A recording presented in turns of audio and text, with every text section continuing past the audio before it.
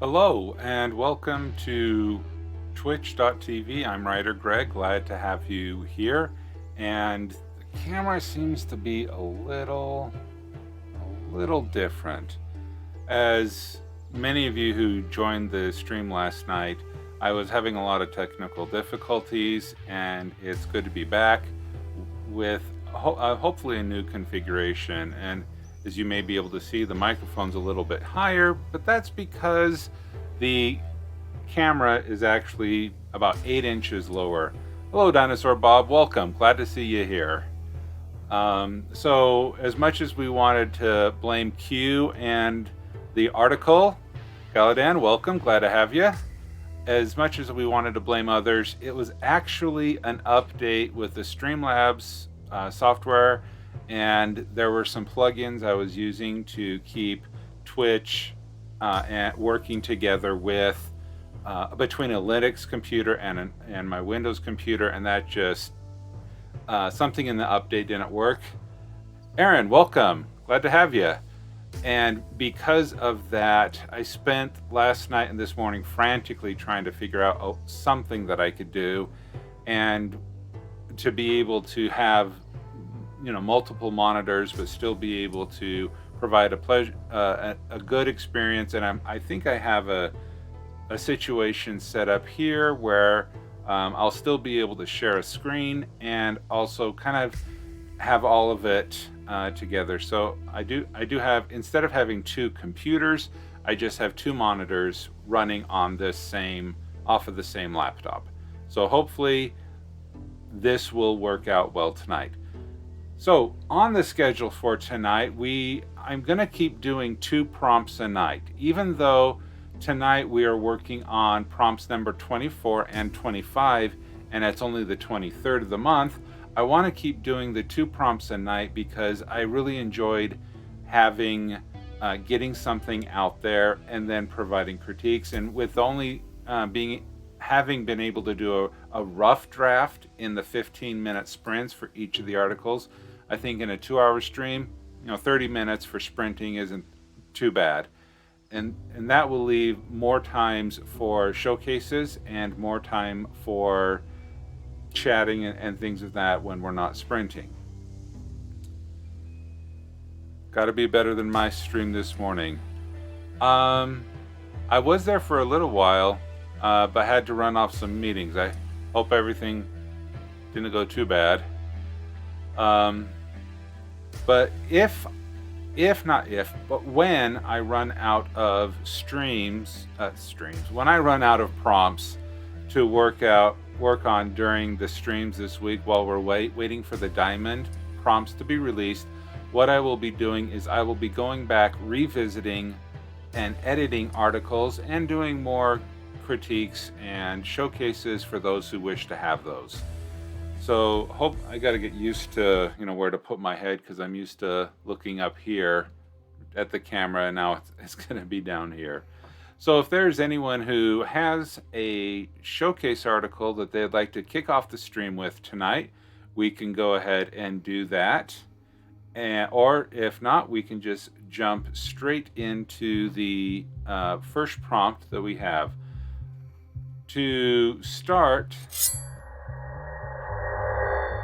before we begin, overloaded video encoders, CPU froze, lost last 25 minutes. Fixed. Wow, that is a lot of stuff that happened. I'm sorry to hear all that, Bob. What kind of video encoders do you have? Because the only video encoder that I know of is the Streamlabs and what they do on Twitch. Are you recording your videos offline or locally in addition to Twitch? That'd be interesting to hear. Because anything we can do to learn and grow together is awesome. So tonight, as with all nights, I want to do a shout out to the Anvilite Streamer Corps, a wonderful group of streamers who do a lot of the stuff on WorldAnvil and are just building worlds, building community, and building people. Let's see, can I Can I highlight that? Nope, I'm not. That's weird. Okay, there's my mouse. There, I can highlight that. All right, there we go. So if you're looking for someone to watch a stream of, you can come here in the calendar, recognizing that this is Greenwich Mean Time, but they do offer below a pick your time zone. So there's a lot of streams that are available. And we even have multiple streams going on tonight as well. 12-year-old desktop, no OBS, just overran an old CPU. Wow, okay, that would definitely do it. All right, I'd like to thank Bob for redeeming his lemons for a WorldAnvil Summer Camp showcase. We will go straight into that. See, and that just popped right up. New hardware on order. Cut resolution a bit till then. Okay, well that makes sense. All right, so here we are. I'm still trying to figure out a lot of this stuff. Okay, I can do that. Trying to figure out all of this stuff. Okay, so let's, as we're doing the reading, no, not that one. My monitor now is like arm length away, so sometimes it's hard to see those tiny little icons. All right, so let's go off and start reading. Poachers in the Feywood. Easy money, Tonrick, it is. You just duck into the forest, lay down a few traps, and in a few days you've got a few sprites. Pluck their wings and toss 'em away, and you've got your prize. There's a guy in town'll give you 5 silver for each wing. Helmont, a new poacher trying to convince his friend Tonrick to give it a try. Okay. I do like what we have going on here, because right off the bat, you're talking about sprites. That doesn't. Okay, I can't highlight that way.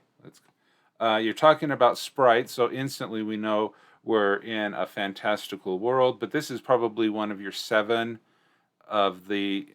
You had 7 different forests. Galadan, yeah. Welcome. Feel free to lurk, and if you have some lyrics that you want to share later on tonight, we can do that as well. Okay, so I do. This is something that I really need to go back and do, is to add these quotes that are up here, because I really like that, but haven't taken the opportunity to do that myself.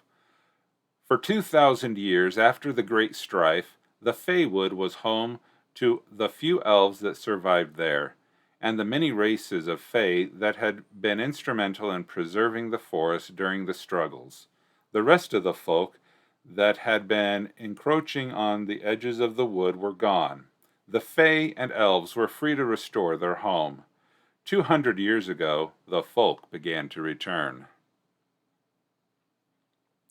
The Fey have always been tolerant of the folk as long as they behave themselves.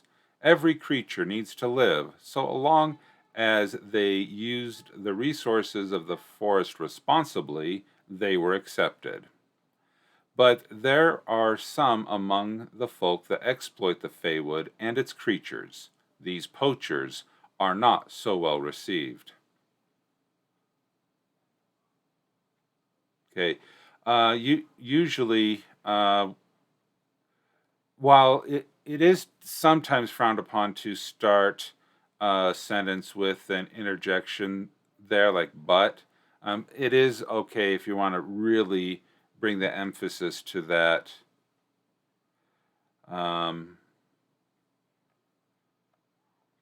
Yeah, I'm trying not to make what I would do, but the feedback is it does make sense, and I'm trying to bite my tongue and not say no, you should do it my way. I'm really trying to not do that. Okay, career qualifications. It doesn't require much to become a poacher. Of course, it helps to have good forest survival and tracking skills in order to hunt successfully and identify liking trapping locations for prey. Good stealth and deception capabilities will help the aspiring poacher avoid the Fae and elves and allow a poacher to interact with others that may be encountered. Okay. Perhaps the most important requirement is a simple disregard for the beauty and diversity of life. Up till this point, I wasn't sure if being a poacher was a good or bad thing, but yeah, that pretty much seals it that it's not a good thing to be a poacher. At the very least, the willingness to put any such concerns behind the need to put gold in one's purse is important for anyone wishing to stay in the profession for any length of time. Career progression. There are very few old poachers. Many new to the trade never return from their first hunt. Some of those who do decide the perils are not worth the reward, but a few, especially those who secure good payments from the merchants that buy their goods, to take to the Fey cities and beyond, return again and again. There are rumored to be a handful of old hands, but this cannot be confirmed as they cover their tracks well. Okay. Social status.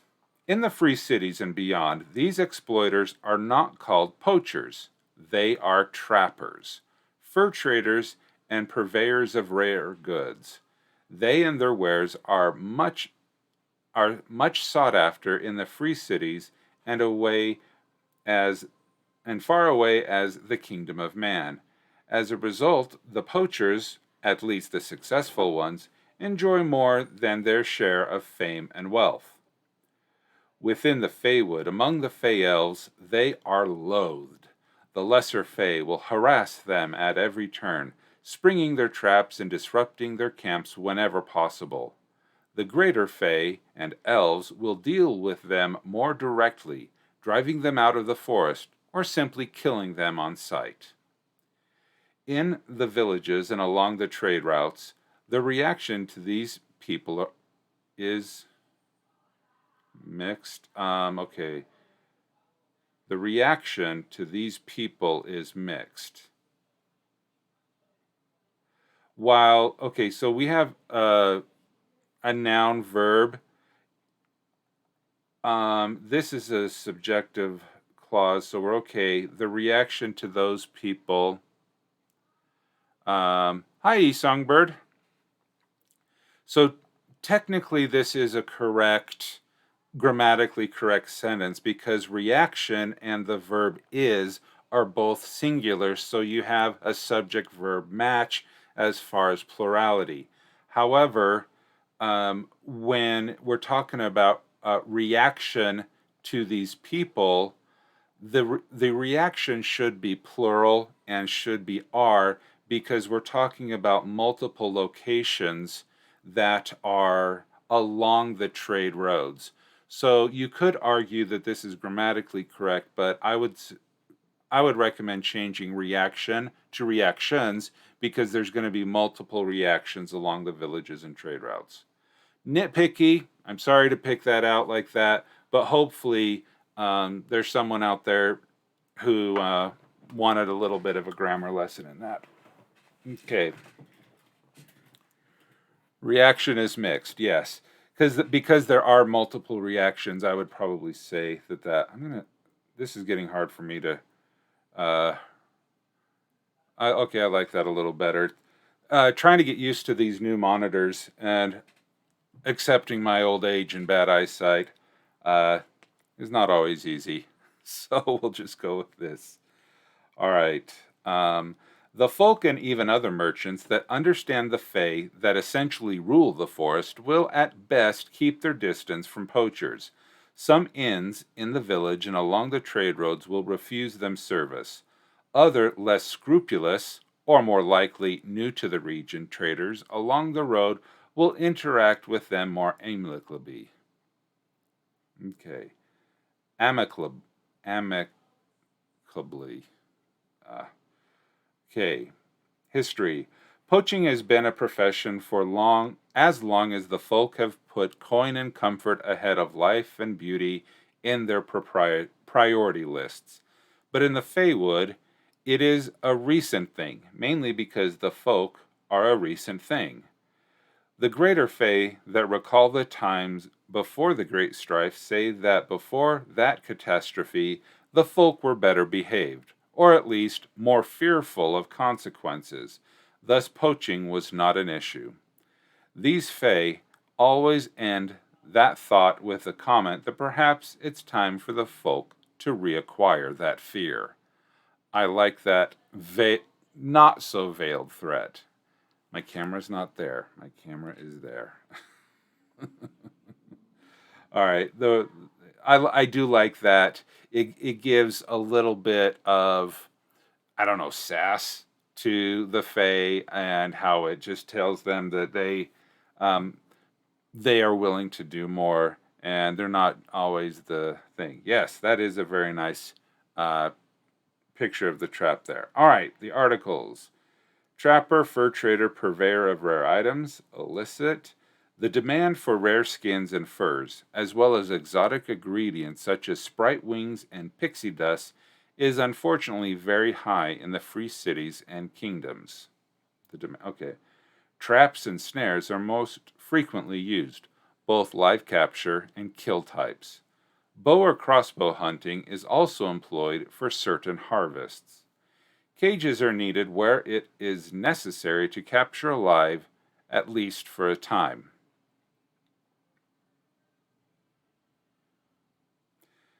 It would be kind of fun here in the tools of the trade to give examples of the different things. Yeah, having harvests in quotes there. I could see, a trader going wink, wink, nudge, nudge, harvests. But I don't know if that's the tone of this, matches the tone of the rest of this article. Because right in the sentence above, you talk about live capture and kill types. But that's a good catchy songbird. Cages, okay, we already talked about that. So I would like to see, okay, what kind of this, you may not have this information, but if you are looking to expand on this, traps and snares are good for fairies or pixies, sprites. The bows and crossbows are good for X, Y, and Z. Cages are best for this animal because they need to be kept alive for this reason.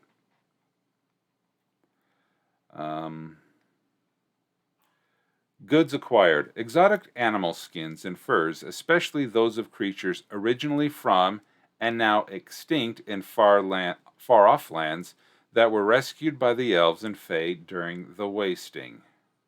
Let's see, one of the many manifestations of the Great Strife, the God War that occurred 2,200 years ago as a result of blight inflicted on the lands by Orcish priests as a way to get at their hated elvish enemies, part of Cartian, are still recovering, and some regions will never be the same. Okay. More exotic goods such as sprite wings, pixie dust, and leprechaun beards also bring a high price in the city markets. Okay. Okay, so the demand, we do have the demand up here. It'd be interesting to know, links in. Opportunities to post links in chat are best opportunities to capture jailbirds. I haven't set that trap yet. Okay. Again, if you're looking to expand something, it would be cool to know what these are used for.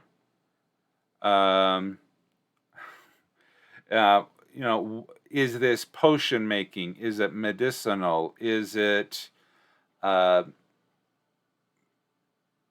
lifestyle? Is it a seasoning? I mean, spreading charred leprechaun beard on top of my salad. Drugs. Okay, pixie dust. Yeah, I could definitely. Weren't there some drugs called pixie dusts? I don't know. Okay.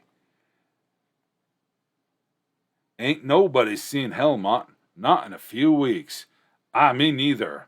Last I talked to him, he was going into the woods again. Was telling me how I'd a great thing going on fur making some coin. Try to get me to join 'em, but no, I'm not having anything to do with ticking off the fay.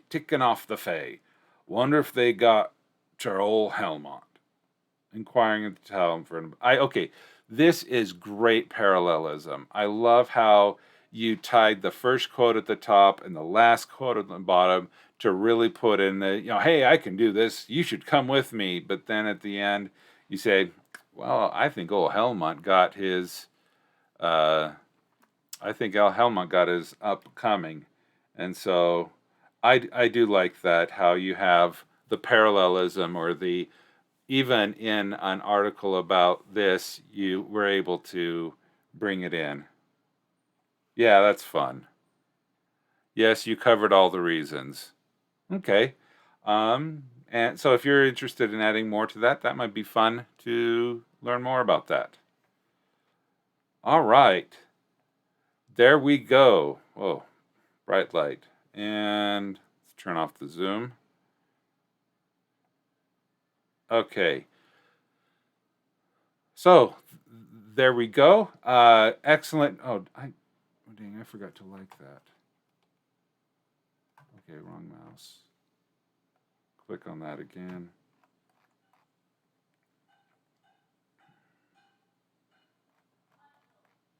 Okay. All right. Now, man.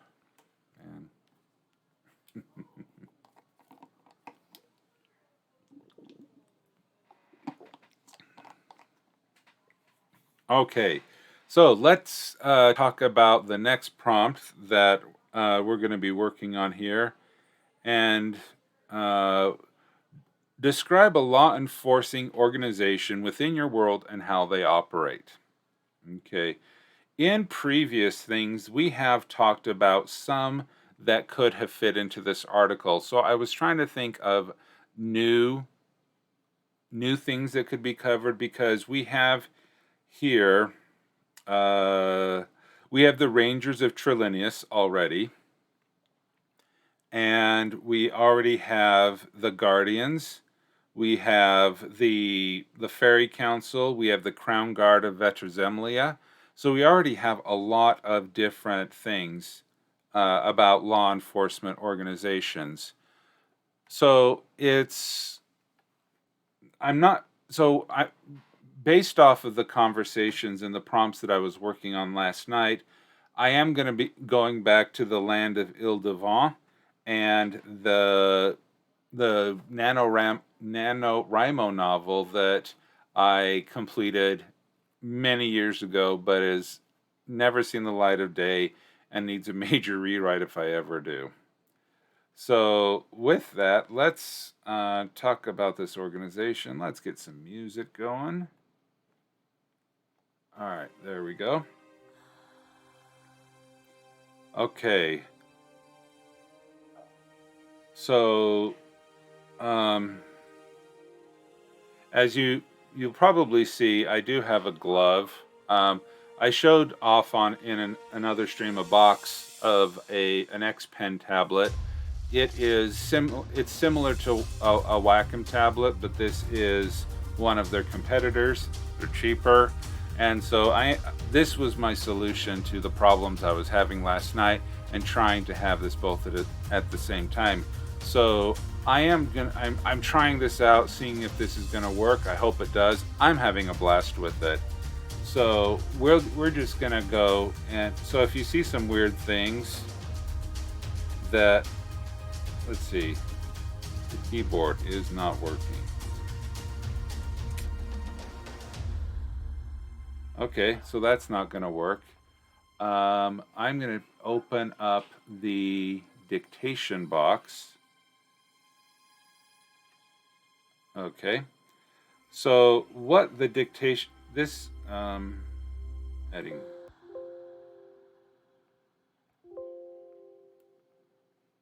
Why did it do that?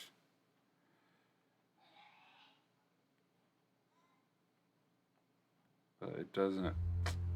Well, okay, the dictation box is what you can use for editing things, and so my key. This is just weird. Okay, boom, one song done. Congratulations, Galadan. If you give me a tune, I'll sing it for you. We have E Songbird here. We'll get the ASC choir going. Okay, so what we're going to talk about here is we're going to call this the Castle Watchman.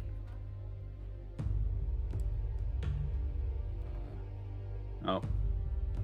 Watchman of Ile-du-Vent. Oh no, the techno curse continues. Oh no, this is because let me see if I can get I took a picture of my setup earlier. Maybe see if I can. Nope, I'm not seeing it. No quality guarantees. Seems to be the only non-choir. I seem to be the only non-choir WorldAnvil writer. Yeah, don't worry about that. Interesting. Okay, I thought it would have been up here by now. Okay, I did take a picture of this setup. Blame Q for all technology problems. We can do that, but if they start worrying, start having mental breakdowns because of it, we got to stop. Okay. So I just haven't played. I haven't played enough with this to work it out. So I'm learning along with everyone here on how to use this thing. Okay, so the Castle Watchman of Ile-du-Vent. We'll go to navigation. We will put this in the Summer Camp Challenge. This is no longer going to be a draft. We will save the change. So, the Castle Watchman, let's diplomacy. Diplomatic relation. Okay, we don't need to worry about that. Let's see, type. The type it's still militarist. They are literally the guardsmen that stand on the wall and patrol the wall of the castle, of the royal castle. So it's not a court. It's still militaristic in nature.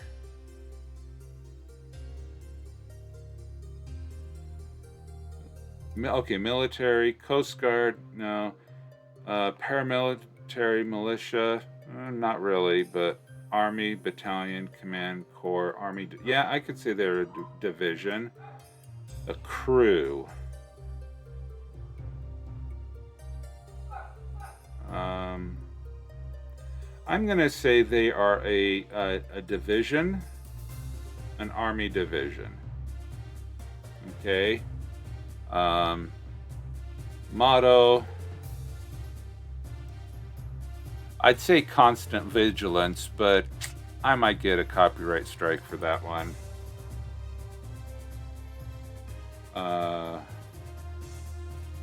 But the week is up, so he's off the hook now.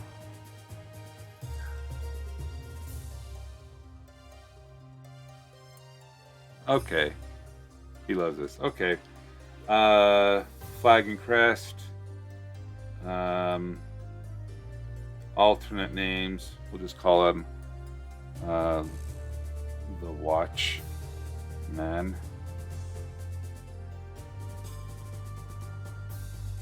Okay. Organizational structure. Okay. Culture, public agenda, assets, history, founding date. Don't know. Disbandment, leader. Oh, I do have a leader for this. Captain Pierre Demont is the leader. He is a captain. I don't want to do that. Related ethnicities. Okay, we'll be able. Okay, geopolitical. Let's see. Capital. Yeah, they are in Ile-de-Vent. Head of state is King Geoffrey of Ile-de-Vent. At this time, head of government is also. Well, this could be an interesting thing where I'm talking because I have the dual. This is my my take on Sleeping Beauty, where I am working on that when they wake up, and we have now a conflict between the people who were in charge when they fell asleep 116 years ago, and those people who are in charge in the meantime. So let's leave King Geoffrey as that, but let's pick the Marquis Moreau as the head of the Council of Marquis. Government system. Well, it is a. See, I haven't figured out how I want to finish that story, so I'm not gonna do that. Power structure.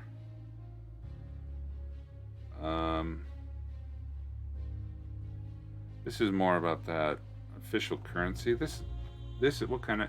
This is an organization. I'm not gonna get into a lot of this. Foreign relations, territory, military. Official state religion. These don't seem to be a lot. Religious. Mythology, military. Okay, they are semi-trained. They are recruits. Okay. We'll save the changes there. All right. So we will get ready here, and all right.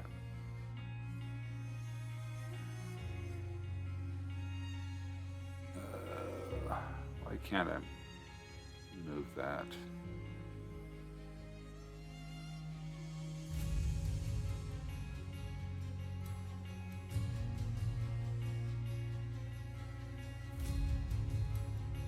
Okay, no, because all right, we'll just go from here and just talk about it, and get my notes.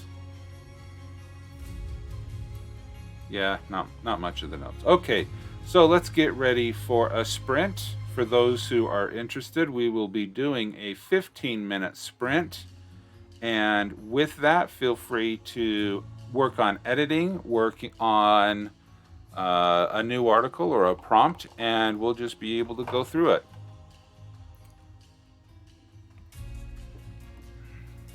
Okay. And let's get this started. See, does the count? Oh, good. The countdown timer still works. All right. We are ready to go. The castle watchmen of Ile-de-Vent are the members of the royal army that patrol the castle walls that surround the royal castle in the capital city. Period. These watchmen are made up of semi-trained youth who are seeking for a better life off of the farms of the countryside. Period. Most of the watchmen have a similar story to tell. period. They were the second or third son of a large family who would not inherit their father's farm or flocks. Period. They wanted to seek out their own destiny and came to this city. Period. While there are always places to work as an uneducated hired hand, comma, specifically in the docks,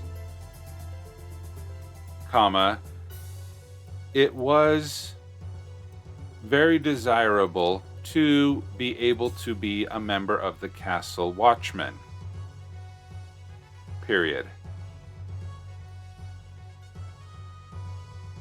Frequently, the castle watchmen are the newer recruits in the Royal Army. Period. It is not a glamorous position to be a member of the castle watchman, comma. However, it is a great place to prove your loyalty to king and country and demonstrate hard work and skill to the military leaders. Period. When not on duty on the castle wall, comma, the watchmen are given basic education in reading and writing, and also training in military tactics. Period. Those who prove themselves adept are able to then rise up the ranks of the castle watchmen and eventually find positions in other divisions of the Royal Army. Period.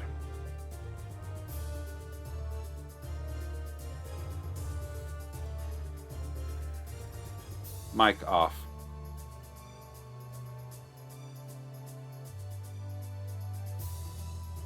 That was supposed to work. Okay, so let's see what else we can talk. Organizational structure. Okay, we can talk about that. Not that. All right. The castle watchman is divided into smaller platoons that cover different watches, comma, and different portions of the castle wall. Period. The newest of recruits are given the positions along the wall that walk to ensure that no one approaches the castle walls unseen. Period. Of course, the newest recruits are given the worst assignments in the night. Period. If they survive those shifts and duties, they are moved to the day watch. Period. Upon completing and basic training and ready for leadership, they are sent back to the night watch to be the leaders of those patrols. Period. It's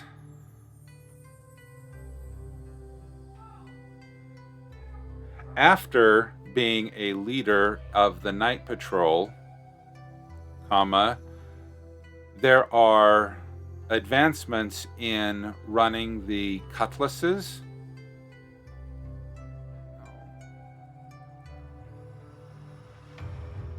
the gates where people enter and exit the castle compound, and also the stations that are dotting the nearly mile-long circumference that surrounds the castle courtyard. Period.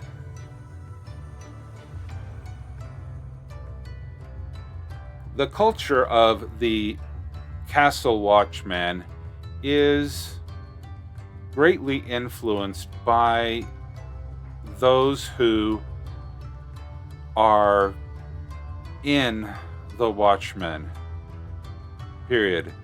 These are the newest recruits. Period. These are those who are the most uneducated. Period. While it is an honor to be a member of the Castle Watchman, it is not a great bragging point to talk about in larger company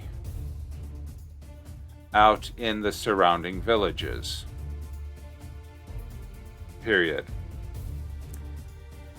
Many of the castle watchmen are either up-and-coming soldiers who wish to prove themselves, or they are the lazier of the soldiers who do just enough not to wash out of the watchman division. Period. There is often conflict between the ambitious and those who wish to see the status quo. Period.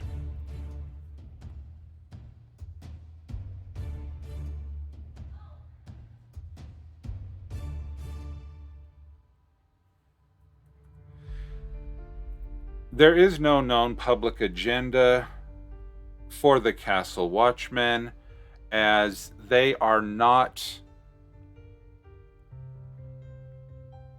politically knowledgeable or understand city life well enough to have such an agenda. Period.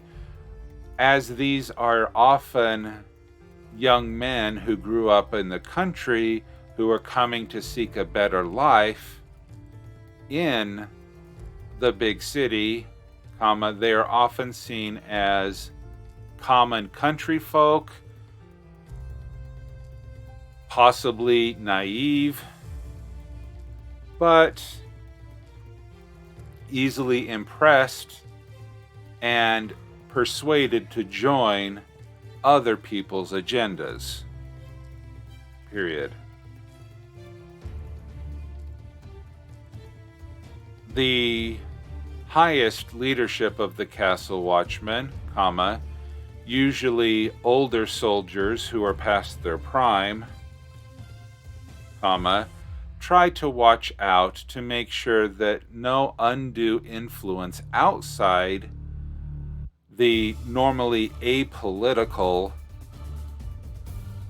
nature of the castle watchman unduly influences these young men into either inappropriate behavior or to something that is unbecoming the rank and nobility that of all soldiers.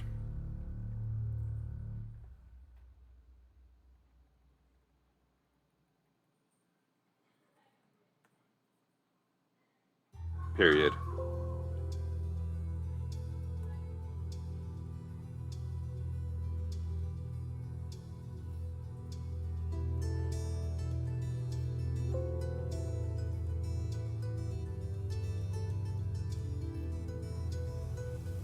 As a smaller division in the army and not requiring many battlements,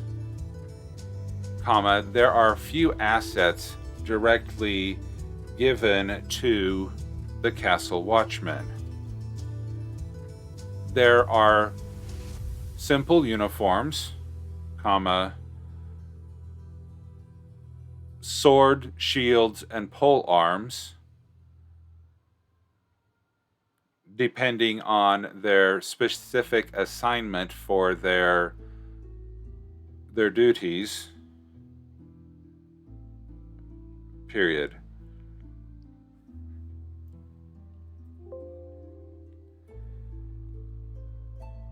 The greatest assets that are given to the castle watchman is the room and board that is provided to them within the castle walls, period.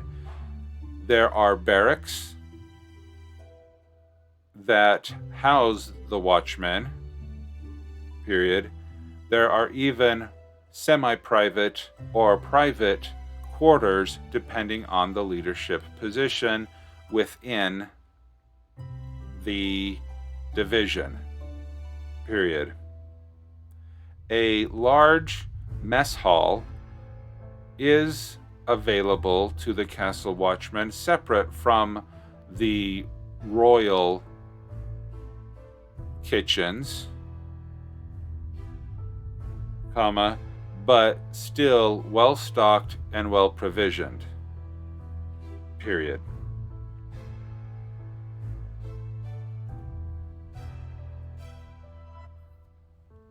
The main cook in the mess hall is a kindly, motherly individual who sees all of the new recruits of the watchman as, open quote, her boys, period, close quote. She is often the best thing that some of these boys with rougher backgrounds have as a mother figure, period. She is the, open quote, good cop, close quote, to the leaderships and drill sergeants, open quote, bad cop. Scratch that. Bad cop, period, close quote. While not formally trained, her experience with these impressionable youth has made her a better counselor than one could find in many a castle court, period.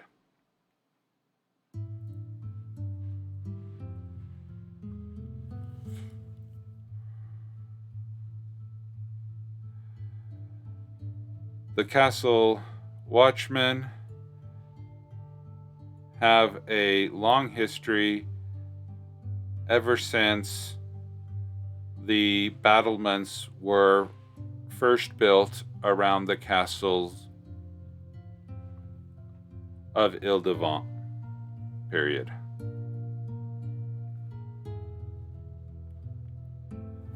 All right. 2, 1, 0. Sprint is over. All right. How did everybody do? Anybody have any... sorry, just got to adjust on my terribly squeaky chair. Anyone get a good word count there?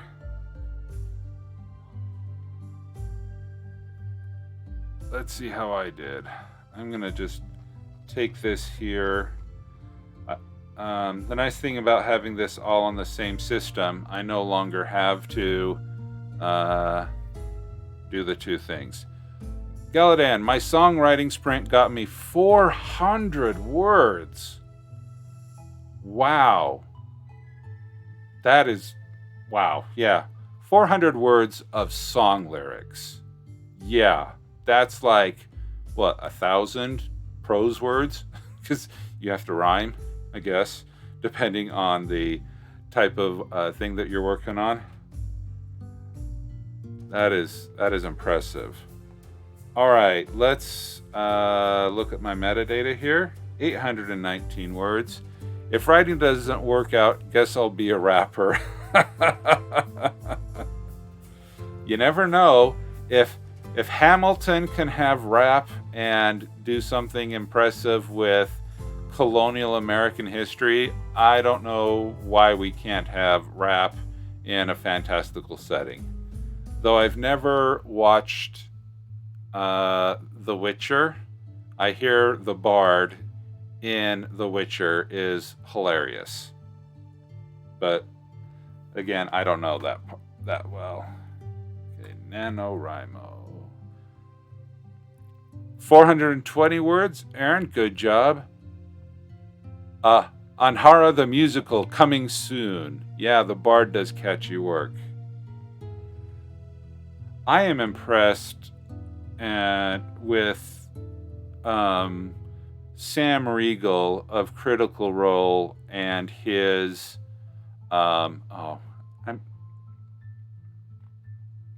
short halts. I can't believe I'm forgetting his name, the bard. Short halt. I remember his last name. I can't remember his first name. It's impressive the work that he does with impromptu singing on Critical Role. That is impressive. All right, there we go. So we are done with our first prompt. Is there anyone out there who would like to submit a critique? Never watched. I'll have to look for some inspiration. Let's see. All right, Galadan. Let's see which profile I'm under here.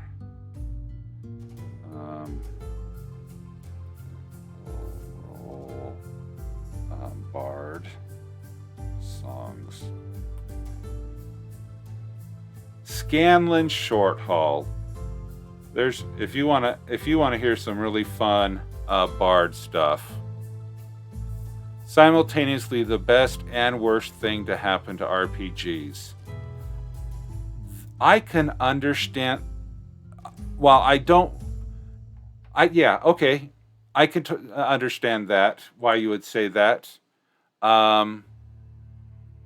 It definitely has brought out a lot of fans to it. But why would Critical Role be a bad thing for the for RPG? Because everyone then thinks they have to be a voice actor to be able to play RPGs.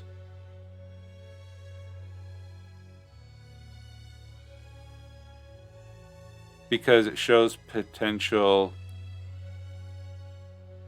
and best because it shows potential and draws people. Okay.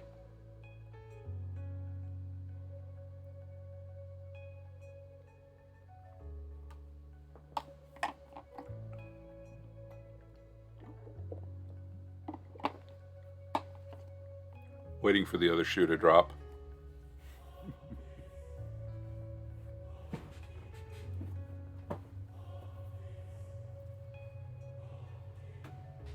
Worst because new players expect their DMs and games to be that good. Oh, yeah. Yeah, I could totally understand that. It would be so hard. Because honestly, Critical Role is my introduction to D&D. I've never played that D&D before, and so that is basically all I know about it is from there. So I could totally understand that. Yeah. Well, I'm glad that it's removing the stigma. Hopefully, removing the stigma from that happened back in the 1980s. That's all I can say. Okay. Galadan, we have another article here to review. I am trying to find music. I don't know music terms, but it's like a generic stress the word that rhyme song style. Okay, something workers sort of belt out as they walk along the trade route. Okay. Stress the words that rhyme song style. I never took music appreciation in college, so not sure what that would call. I have zero musical background.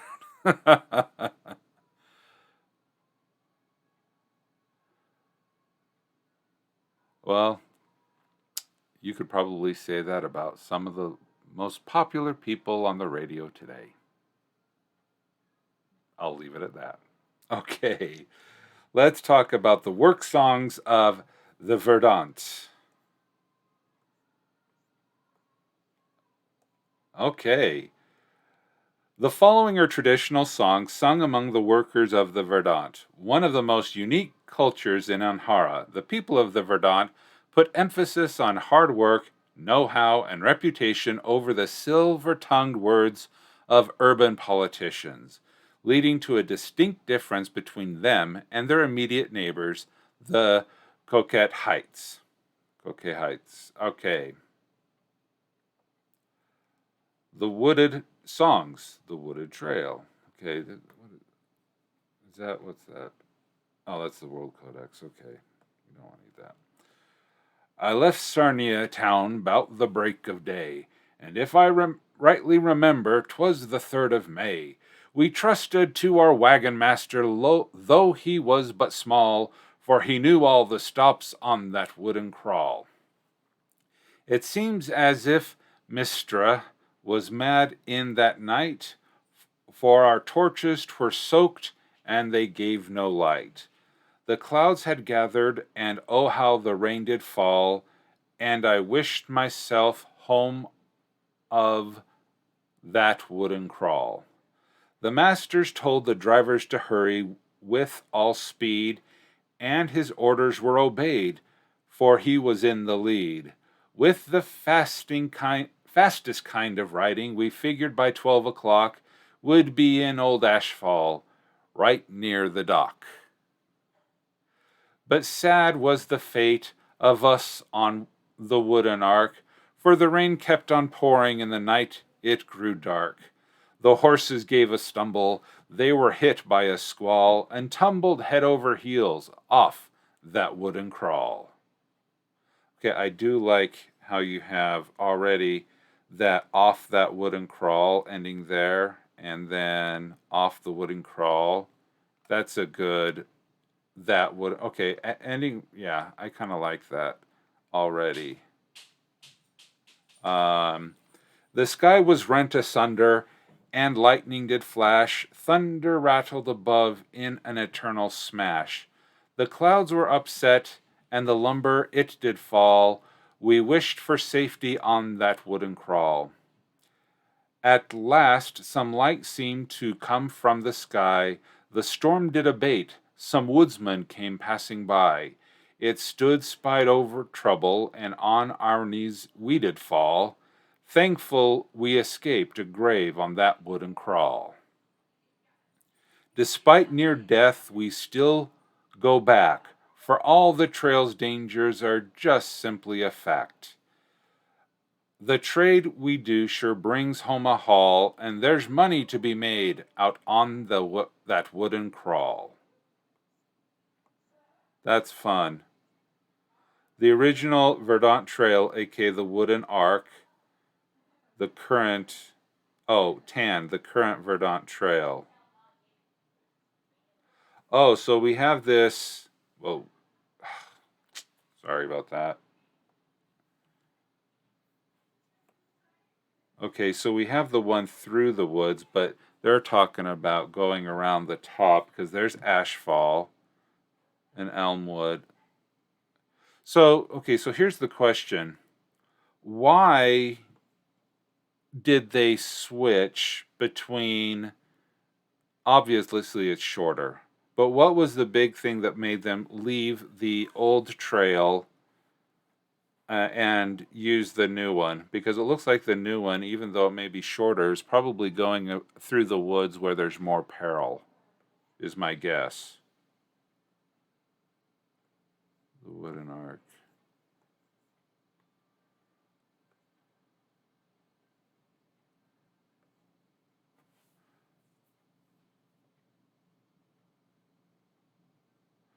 I would change the name of it from the Wooden Trail to the Wooden Crawl. I have a planet in our world named Meridia. Cool. That's in the main article I'm working on. The old one was so much longer, and it hit 2 major cities before the capital. Are they only hauling wood?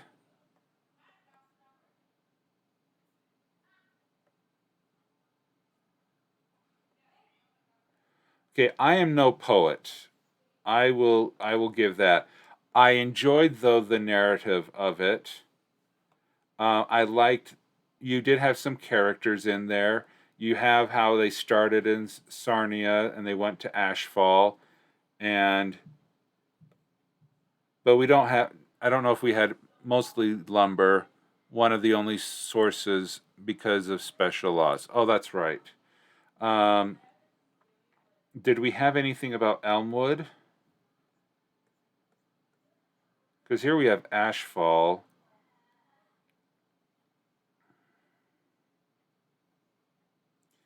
Elmwood. Anyway, yeah, because well, yeah, Meridia is right there, and Lorana is there. No, this takes place between. Oh, so it's only this. Can you even see my mouse over here? Okay, so it's only going from Serenia up to Ashfall. I need to change that to capture my cursor. Oh, okay. Yeah. Um, this is one of the older songs, so they're on the original trail. Okay.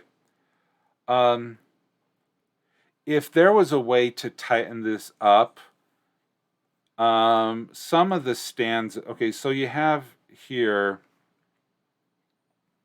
You have your stanzas, and sometimes the sentences are longer than the others. You did a really good job with the rhyming at the end. If there was a way to find a consistent number of syllables per thing, like 8, 8, 8, 8, or 8, 10, 8, 10,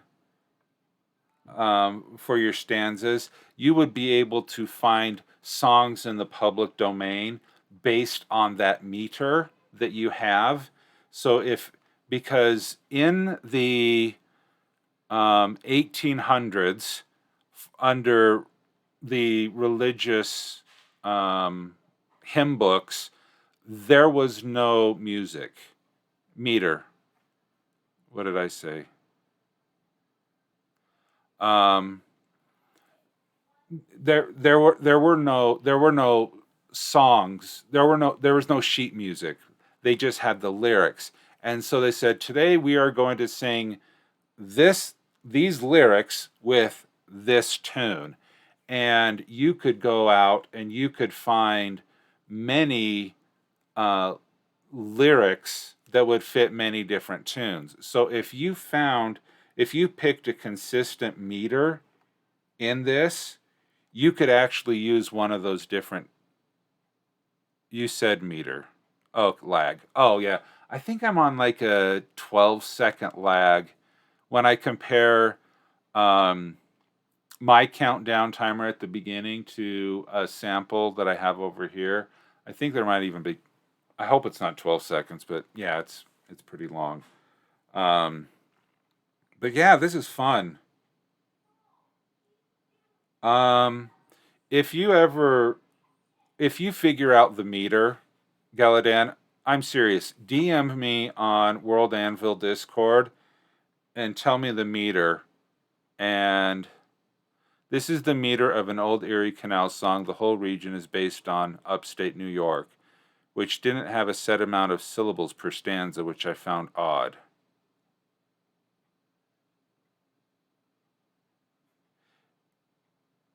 Okay. Do you know what that meter is? Well, if you don't, we don't need to get into that if you don't want to. But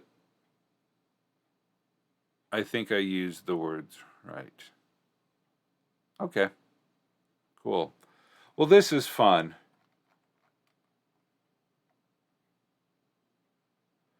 I am a little more than joking.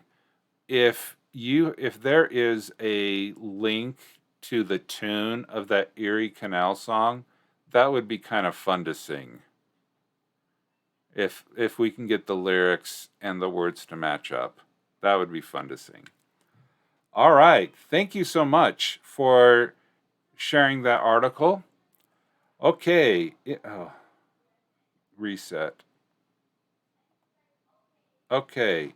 So we're done with the Castle Watchman, and let us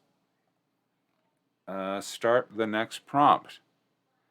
I think I have a recording of a fella doing some banjo for it I can send you. Okay.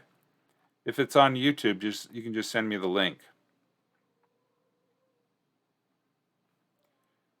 Wait, did I not submit it?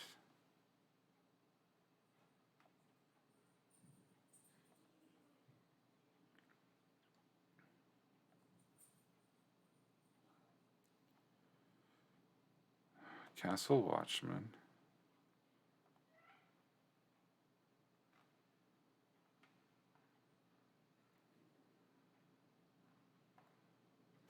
I didn't.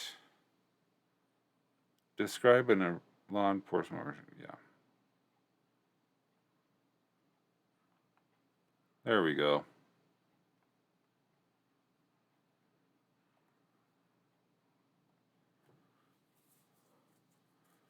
All right. Okay, write about a food-focused event in your world and describe how it is celebrated. All right. Now let's think about this for a little while. What food could I possibly write about? Any guesses?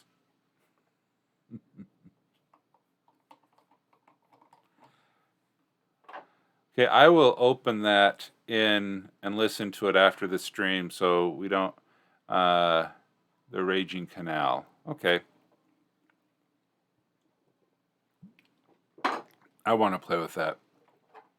Okay, so let's talk about this.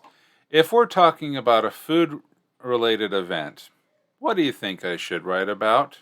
I'll give you a hint. You can look at your chat points.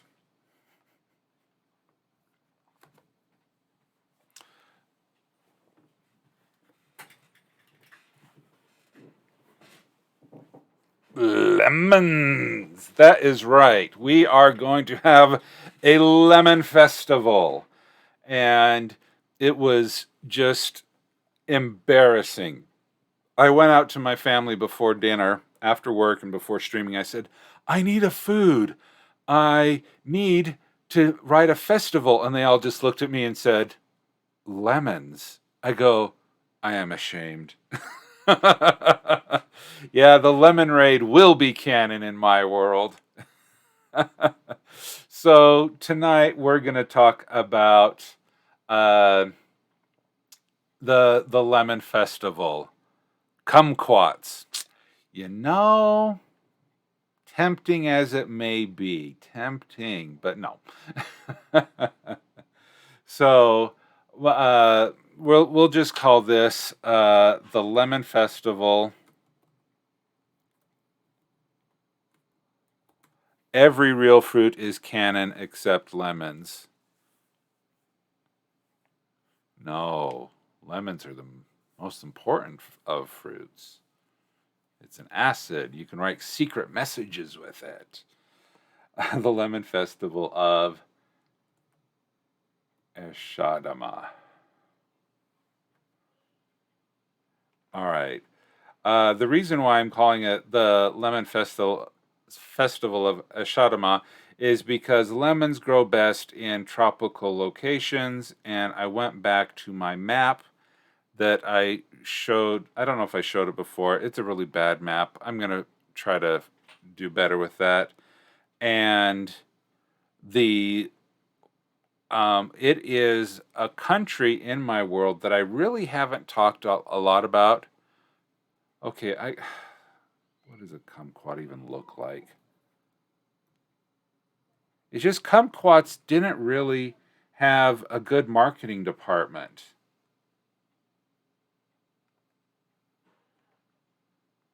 Oh. Oh, it looks like a citrus.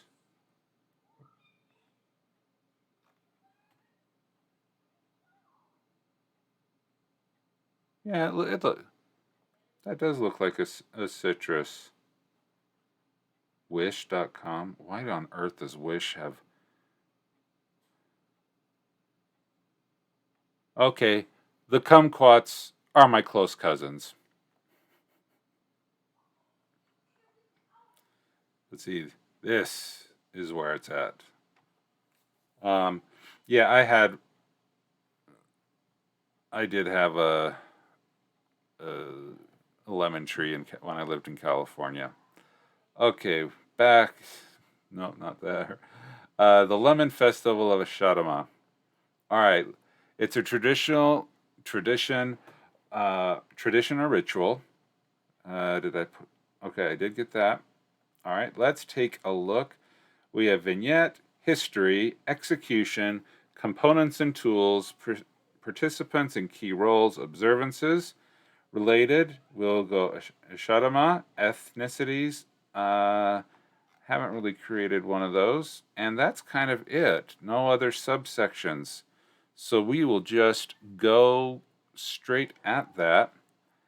Come over here. We will reset our timer, turn on some music, and we will go for another 15-minute sprint as we talk about the Lemon Festival of Ashadama. I have a couple of notes. We'll see. We'll just see what happens. Hopefully, it'll be fun and entertaining.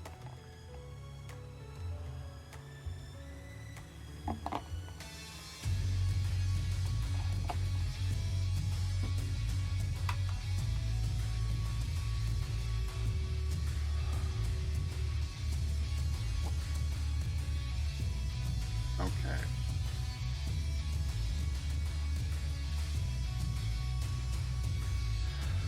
The Lemon Festival of Ashadama is celebrated in the tropical country of...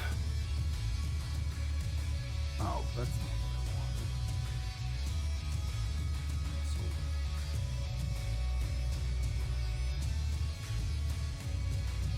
wanted. The Lemon Festival is the annual harvest celebration in the tropical country of Ashadama.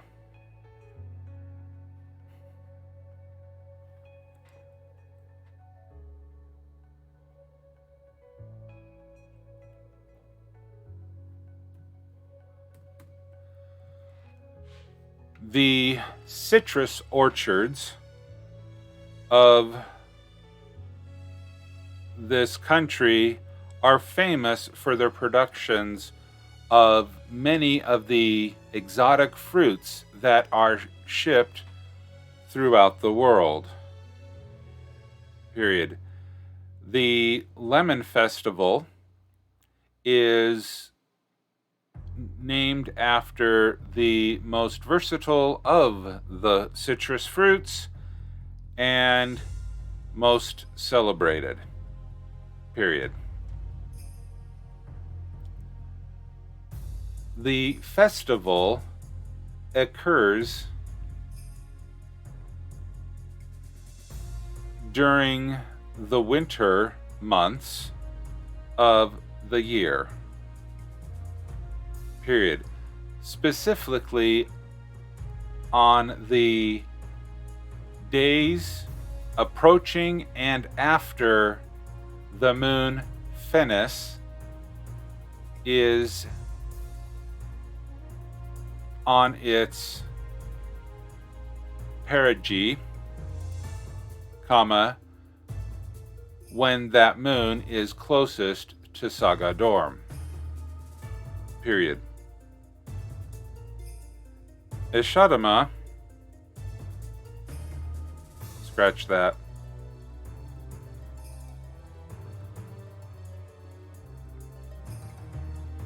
I'm going to train that word. Add new word or phrase.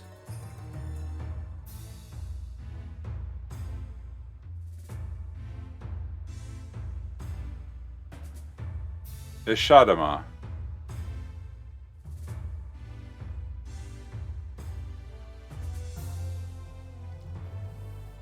Ishadama.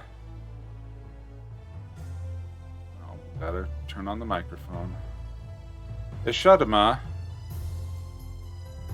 is a country of fire and earth. Period. It is strongest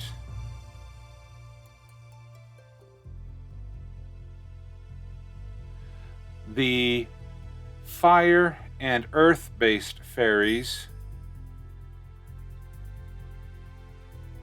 primarily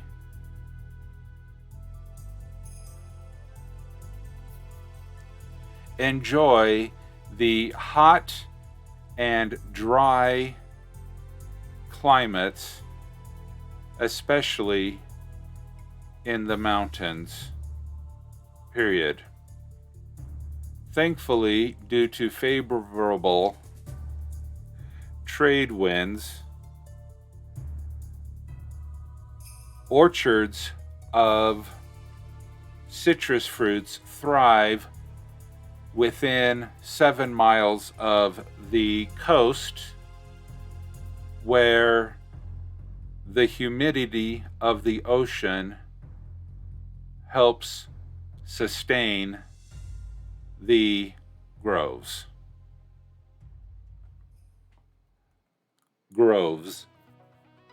Period. Farther inland, comma, the orchards do not survive. Period. It is the citrus fruits of Ishadama that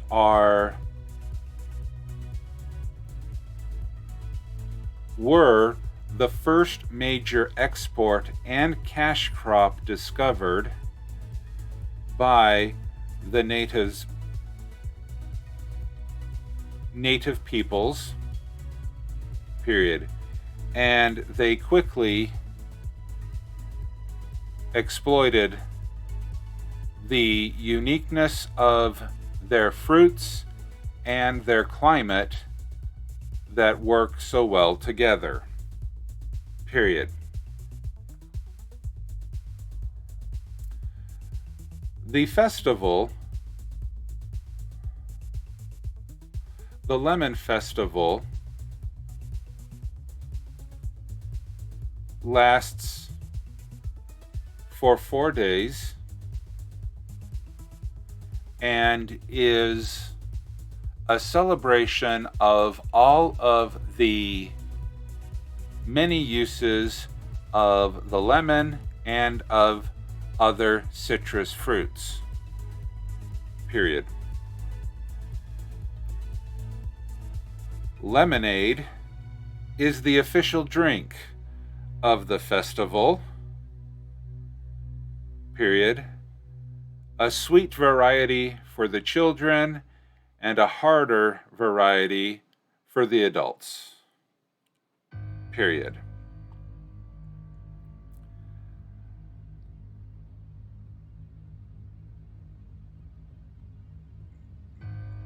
Many dishes served during the festivals incorporate lemon as a major component, including the cooking of fish that is caught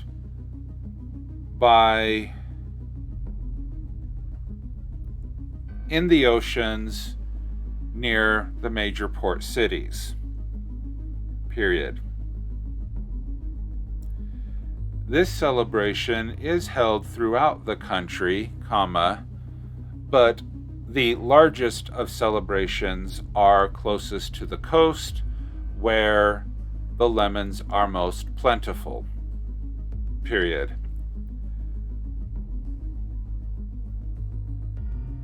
The native animal of Ishadama,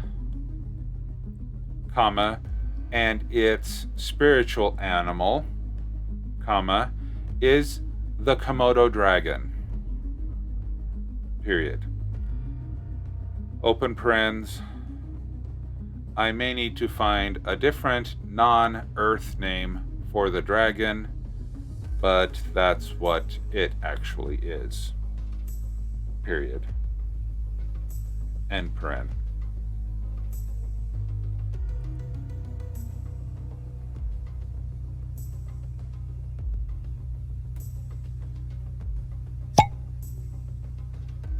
Due to the dragon avoiding large populations, it is most easily found in the inner regions that are high desert and extremely arid.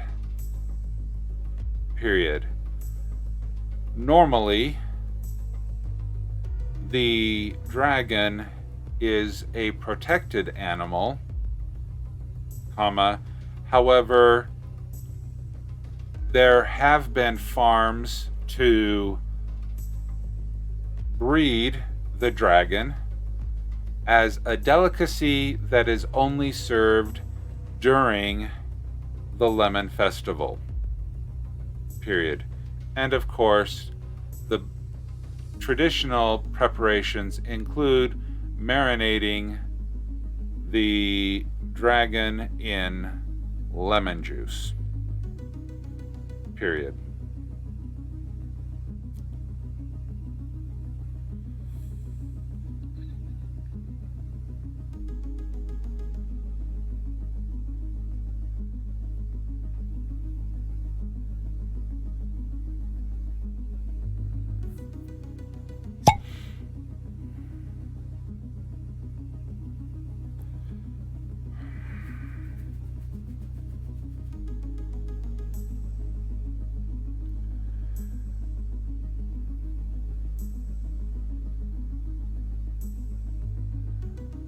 Some of the favorite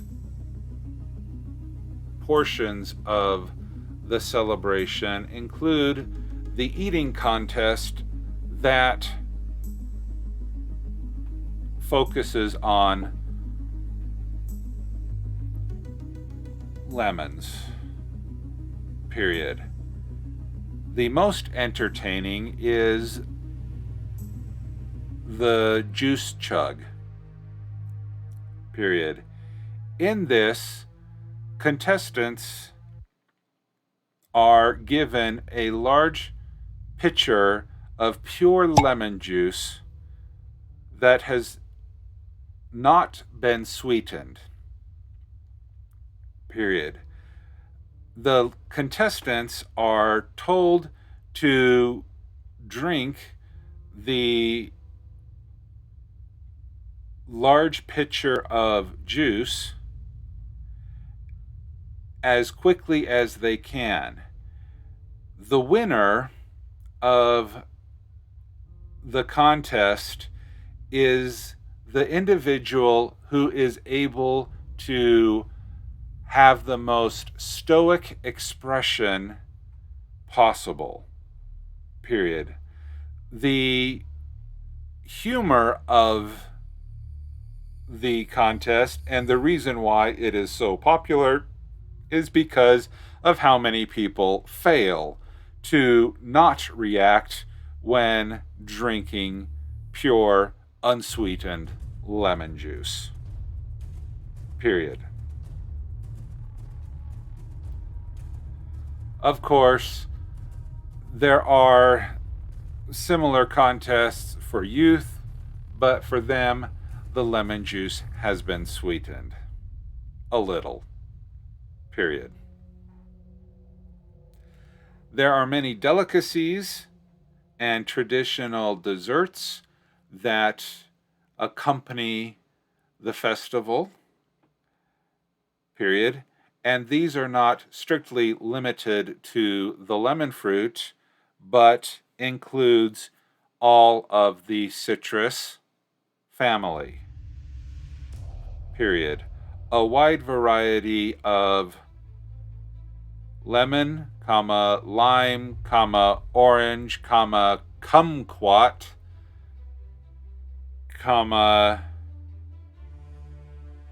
and other tart citrus fruits are celebrated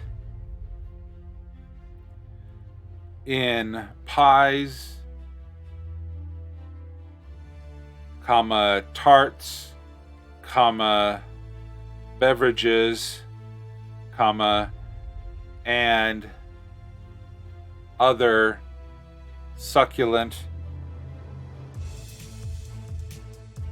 sweet dishes. Period.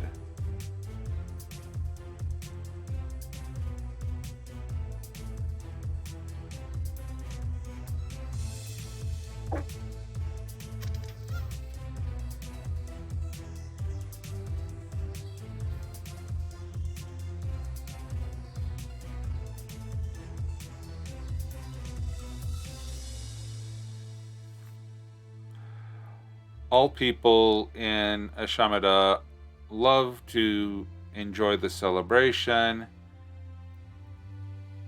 Period. It is held in the winter because they wish to remember the good things of the summer months, period, but also the winter of Ashamada is very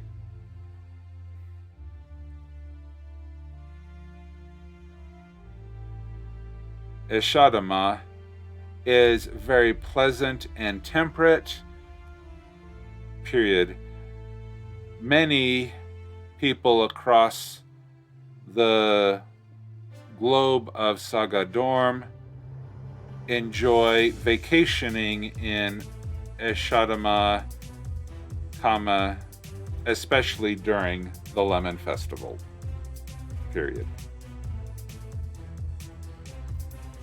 All right, sprint is over. Let's see how I did there. I think that was some fun stuff. The juice chug, I think, is quite entertaining. And yes, Dinosaur Bob, I did include the kumquat as a part of the celebration.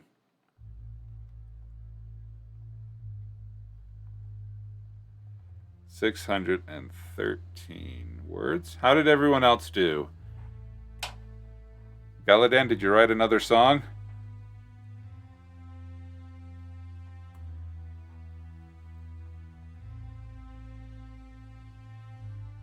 You heard. Wonderful.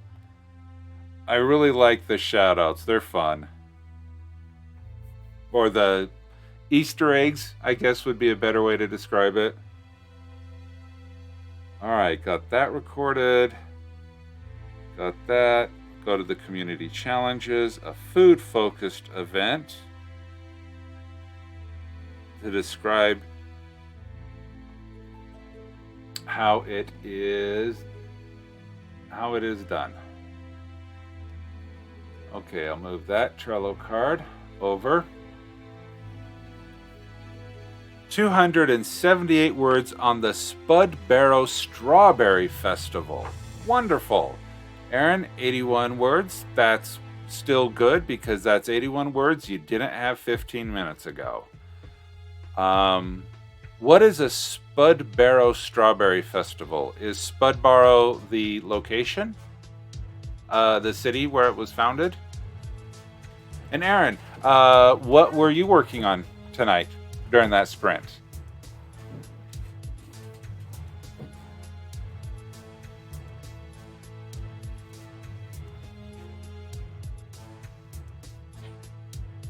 Spud Barrow is a halfling village in my world. Okay, cool. An illegal profession. Oh, that's a good one. What illegal profession are you working on?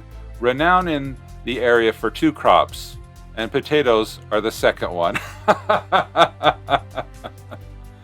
That is funny. There is a lake in northern Utah, Brother of Shadow. There's a lake in northern Utah called Bear Lake, and for some reason that lake is famous for the raspberries that grew around the lake. And so every time you go to Bear Lake, you need to go get a raspberry shake at the local mom and pop shop. Yeah, 2 crops and potatoes for the second one. I love that. Spud Barrow, the Brother of Shadow. All right, well, I have accomplished my 2 things that we have here. Is there anyone who would like to have a showcase for their one of the articles they've written?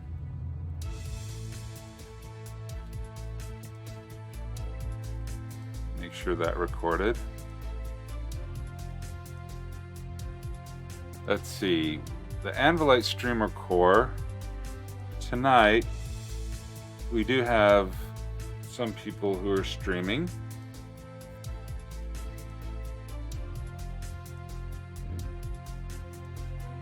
Gift of Gabby, welcome back. All right, let's do that.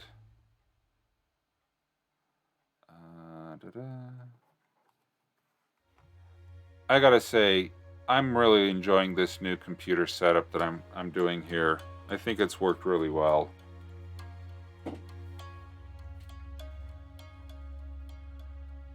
I got distracted from this sprint by ice cream. Whoops. Ice cream. Whoops. You know, you're forgiven. Oh, this is the Elementals article. Awesome. Yeah, Dennis or Bob, go ahead and put your link in there. We'll get to that one next.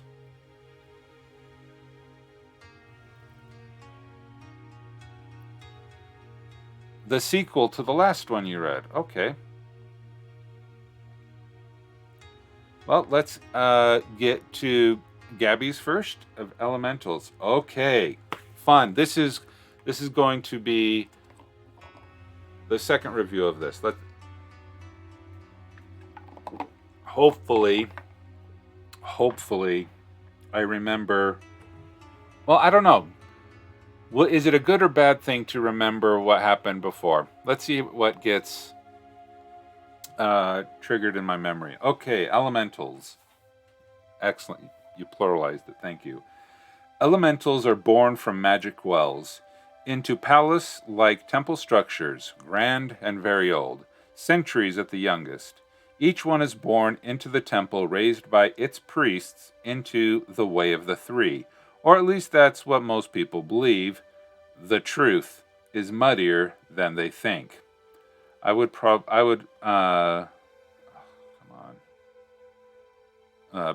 Period. I'd put a period in between there. I'd put a comma there after the way of three, or at least that's what most people believe, period. We're still missing a space after The periods, we need to have at least one space, and after a comma, we also need a space there. Most are indeed born into old temples, but not all into the faith of the three dominant gods of Aura. If that's a good thing or not is up to you, traveler. You know, one thing that I am liking, and I may sound like a broken record, is having a quote. This sounds like it's almost conversational, and the way that you say, it's up to you, traveler, I would almost make this a quote and put down there at the bottom saying who is saying this and to whom, because they could be explaining this to someone. And that would allow you to keep this direct conversation between two people. The priesthood, racial information, childhood, and reproduction. All right. Elementals are born from magic wells. They are strong and intelligent from birth. Almost all wells are surrounded by temples or other places of worship due to their connection to the gods, and are those raised by the priesthood. Many become traveling priests or such. Okay, this is a very long sentence that contains multiple ideas. One idea for one sentence. Okay, so I would probably, this is still a pretty long sentence, but it's the idea of where the well is found and why. It's found surrounded by temples, and it's because there's a connection to the gods. This second part of the sentence, and those raised by the priesthood, many become traveling priests or such. This is a secondary idea where the elementals, what happens to them after they're born and where they grow. So because those are two separate concepts, though related, I would recommend that you put that into two separate sentences. Priests that watch the well are birth them there, are, however, sleeping wells that are now ignored, but they could come to life at any time. I think we talked about this the last time. The priests are unaware of this fact. They are expected to leave after studying the holy texts in depth. Learning to fight and how to preach, they leave there at about 23, 25, and preach in the world and protect and help the common folk until they find a partner. Then they start a common family. Okay. I would also recommend that if you can't say a sentence in two breaths, then it's too long.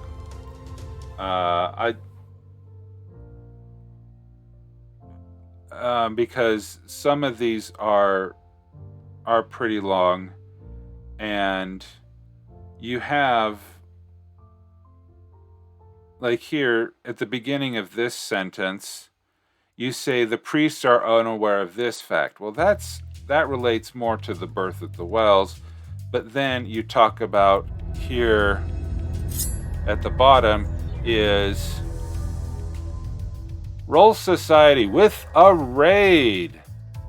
Welcome, Roll Society, and all those who are coming over here for WorldAnvil Summer Camp. Glad to have you here. We are in the middle of an article showcase provided by Gift of Gabby, and so welcome. Light up the forge. Aegon, welcome. Dazzlecat, welcome. Thanks for coming by. All right. Great. As you can see, my screen is fixed tonight, and I'm really happy to have that fixed. Okay, so yeah, 26 of 33. Congratulations. Yeah, so you jumble. This sentence is a little bit jumbled up, but I think that if you follow the rule of two breaths and the idea of one sentence per idea, and you went through it, I think that you would have a great improvement of the flow and the ideas of the article here. Yes, the Tech Gremlins was due to Streamlabs updating their software, and my two computers relied on an extension to connect, and I couldn't figure out how to get that extension working again. But honestly, I like this new configuration better, even though it's a pure Windows solution, and I wanted to start streaming with a pure Linux experience, but I think it's more important to provide a better experience for you, the viewer, than my desire to have Linux purity. So that's where we're going with. Yeah, so it's fun. Oh yeah, Aegon is Roll Society. And how you have a channel with a different name than yours, that's cool. I didn't know you could do that. Unless you were given rights to manage someone else's channel. I think that's a thing. Okay, back to Gabby's article.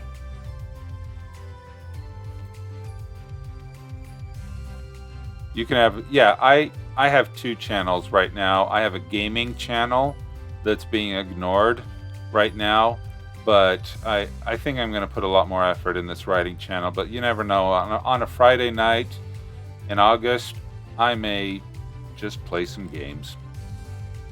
Okay. Yeah, Aaron, if you go to the Anvilite Streamer Core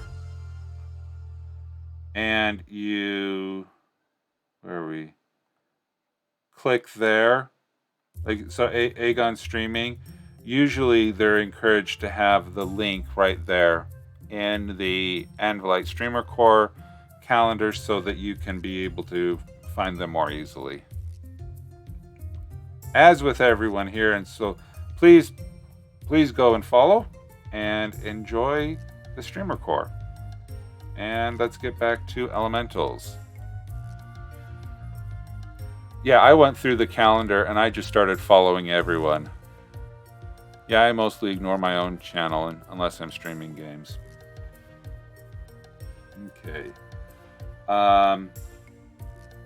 The priests that guard the wells, because the temples believe that they are children of the gods, they are right about them being God's children. They crate them to get rid of extra energy. However, the common folk do not understand this and are frightened by elementals. Okay, this is a new addition that I really like here. You're explaining why the elementals are born. Gods have too much energy and they need to evacuate? I don't know. They need to get rid of that extra energy. So I do like that addition that you have there. The priests that guard the wells, because I would probably get rid of the word that. The priests guard the wells because the temples believe that they are children of the gods. They are. The common folk do not understand this and are frightened by elementals. Is there any attempt for education by the temples to explain that the elementals are not dangerous? I keep getting a shadow. Okay. That might be something to add to. There is a definite effort to try to help educate people. Okay. Okay, elementals are born as a toddler, good. When they emerge from the magic wells, either the water, fire, or wind/lightning in their animal form. Ooh.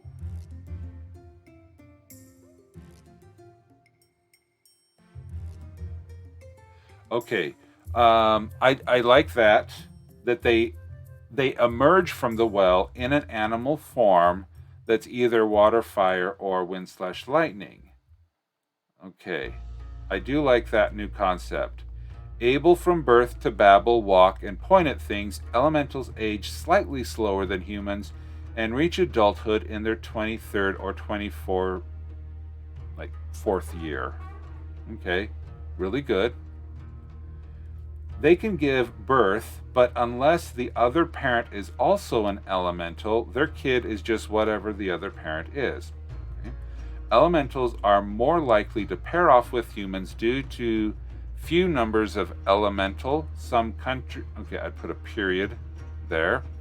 Some countries and regions are opposed to the elementals and or elemental/other race pairings.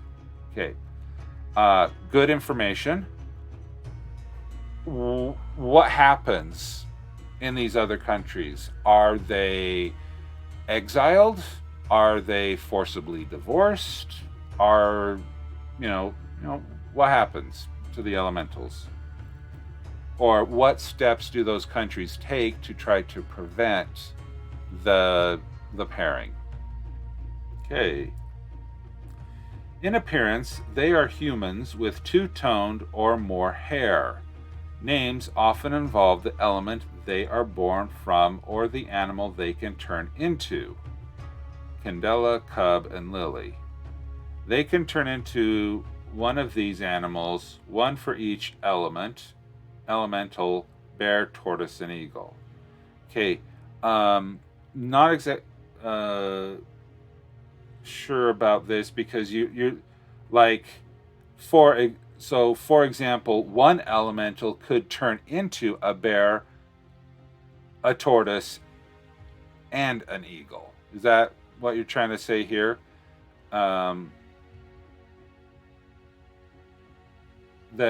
That's kind of cool. One elemental has 3 shape-shifting forms. That is cool.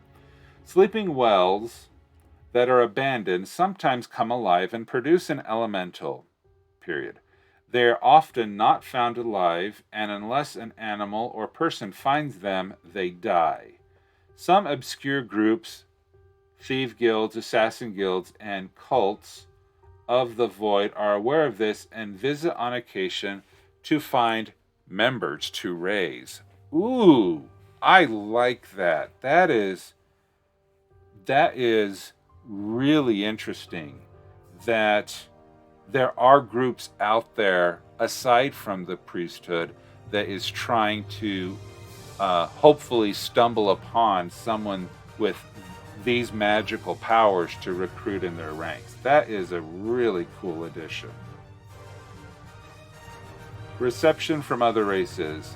Some see them oddities to behold, others view them as poison exiting the gods. Okay, see, that makes more sense because their energy being sent off. That makes more sense.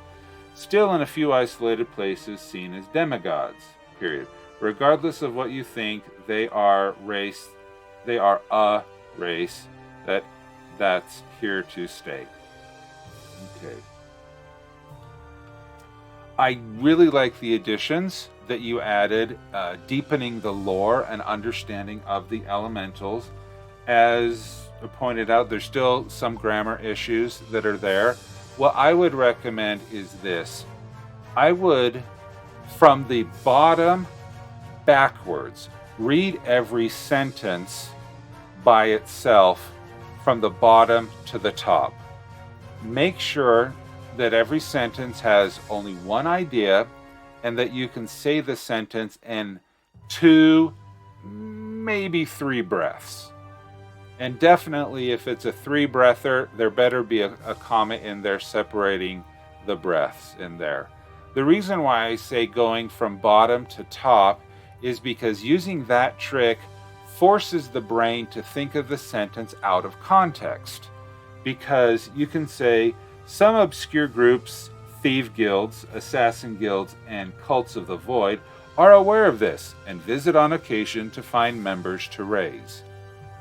That, by by reading that sentence before the actual previous sentence, it tricks your mind into not filling in words that aren't actually there. Because if you're just reading along, and I did that a couple times here, I inserted a word that my brain would want to speak instead of actually the word that's being there. So if you go from the bottom to the top and each word, and you do the two breaths and one idea, I think that will greatly improve the flow of some of these sentences and will help you get them unjumbled.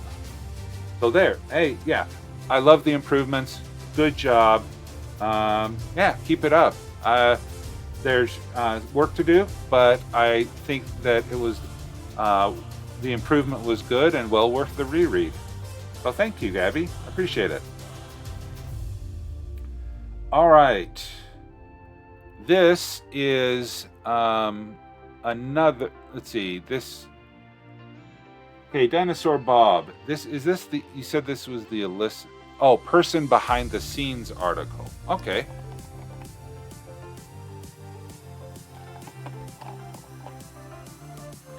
Gotta hydrate. Gotta keep hydrated. Oh, I'm sorry. I forgot to turn off the music in the last one. This is really jamming here. Okay. I like epic music, and I like music that's movie soundtracks, but sometimes they can get really, you start bouncing around and stuff like that. Okay. Just a simple shopkeeper. Spirit Lake resident, directing travels to Americ Duncanson's shop. Looking for a shop for supplies? Head down there to old Americ's place. Duncanson, the sign said. He's a nice shopkeeper. He's as nice a shopkeeper. Okay, he's as nice a shopkeeper as you'll find here in the frontier. Give you the shirt offen his own back, he will. Really likes ter do good by folks, he does. Cool. Americ Duncanson. He's nothing more than a simple shopkeeper, selling general goods to townfolk, travelers, and adventurers. Or is he? The owner of a simple general goods store on the edge of the village of Spirit Lake, Americ Duncanson is also secretly the head of a major poaching ring that has been the bane of the lesser fae in the Feywood. This ring gathers items such as spirit wings, pixie dust, and leprechaun beards, all items for which people in Endmere will pay dearly. Ah, you're right, this is a sequel. First thing, general goods store, unless that is a proper name of his thing, that should be lowercased. Yeah, I try to throw in an accent every once in a while. Songbird. The general goods store, because here you're talking about saying it's Duncanson, the sign says. So it makes me think that that is the name of the establishment. That is a proper name. That should be capitalized. But where you're saying this is just a simple general goods store, those should be lowercased. The officials of Spirit Lake are aware that poachers are basing themselves there, but they have not discovered Duncanson's operation. They would like to, though. The Greater Fae have been in contact with them to voice their displeasure, and after all, Spirit Lake is surrounded by the Feywood. I would probably change the word there to like in the vicinity, because there is usually a more definitive description, like I am there, I am, in a very specific location.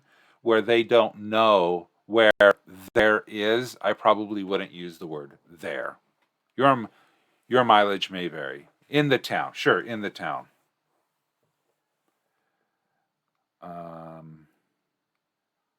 At the edge of the village of Spirit Lake. Yeah, okay. Let's see, what is a small village situated on the north shore of a lake of the same name in northern Faywood. Got it. Mental characteristics. Personal history.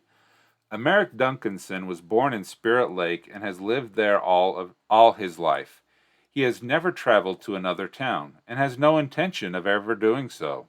He started helping out in his father's store, Duncan's General Goods. Okay, see, that's proper capitalization, but it looks like, oh, Duncan's son.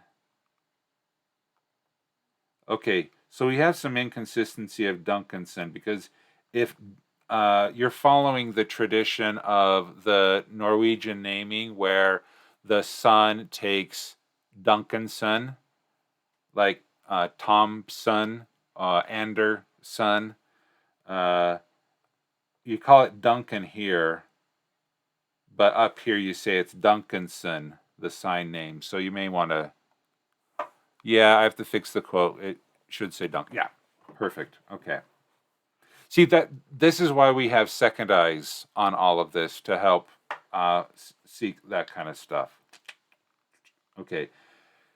As soon as he was old enough to do so, the store, located near the edge of town along Carnston Road, sells dry goods and supplies to townfolk, travelers, and adventurers. Emeric took over running the establishment when his father died 7 years ago. Since then, he has continued to run the store in the same manner as his father, always being lenient with local townsfolk and regulars as long as they don't take advantage. In fact, he hasn't even changed the name of the store or the sign above the shop. In the meantime, though, he has also been building up contracts with merchants that travel between Spirit Lake and the North Coast, and in particular has been cultivating acquaintances with those willing to deal in, quote, exotic goods. Yeah, I like that you put that in quotes. They're not exotic, they're illegal. Goods that need to be obtained by less than honorable means from the Feywood. The profit potential is high. With one or two such connections established, he began recruiting local young adults in need of work. He has organized them into a band of poachers who go into the Feywood to harvest rare items. After having taught himself some trapping and snaring techniques, he passes these on to his group. When possible, special live traps imported from the artisans of coasts are also given to the group to let them attain living items. The group of poachers is sworn to secrecy, and so far that secrecy has held. How? I would it would be an interesting insight into the character of this I forgot his name if I'm not reading it. Emeric. It would be an interesting insight into his character, knowing how he has enforced such secrecy slash loyalty. Because is he doing that through threat? Is he doing that through loyalty? It would be interesting. You'll find out when you get to the closing quote. Perfect. The Fae know there are many poachers operating out of Spirit Lake and have even communicated their displeasure to the town officials. How big is the town? Like a couple hundred, 1,000? The town officials have been trying to root out any poachers, not willing to incur the real wrath of the Fae or elves of the Feywood. Nobody suspects honest Emeric, I've probably said that 5 different ways in this one article, the shopkeeper, as being the mastermind behind the operation. Duncanson received the same education as any youth in the frontier, that is to say, next to none. The local clerics taught him to read and write. He knows the stories of the gods. His father taught him the simple ciphering needed to maintain financial records for the store. The rest of his education is from experience or conversation with customers, travelers, bards, and fellow tavern goers. That's okay. I haven't settled on the pronunciation of his name either. I read this one quote. It was cool. Never judge a person who mispronounces a word because they learned it while reading. I like that. Okay,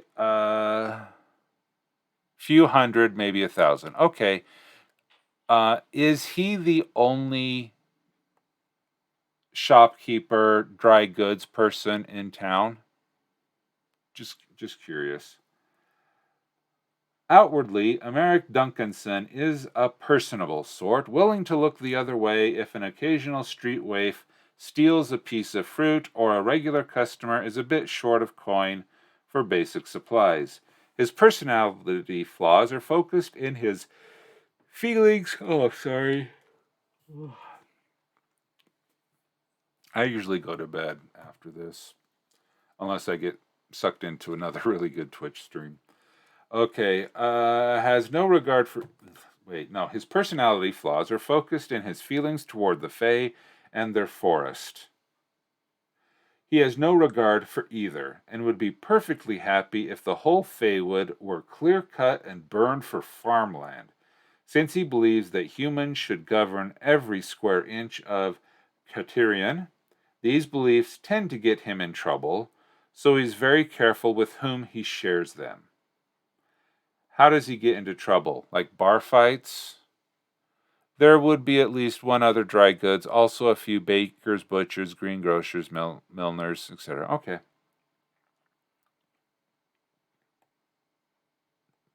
Motivation. Emeric Duncanson appears to be motivated by two forces: the desire to be appreciated and liked by his fellow townsfolk, and the desire to never be as close to financial ruin as his father always was. His father was loved by the town because he always looked out for the townfolk. This often meant financial assistance in the form of disregarded debts to the store, or even outright giving away of store goods. As a result, there was never much money for the family. When Duncanson, need to change that one, because we're now talking about the son.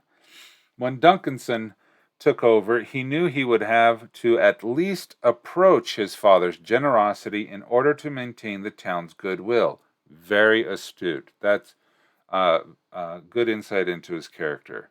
But he had no desire to raise his own family at the edge of poverty as he had been raised. Also, good insight to how generations affect the effect of generations upon the next person.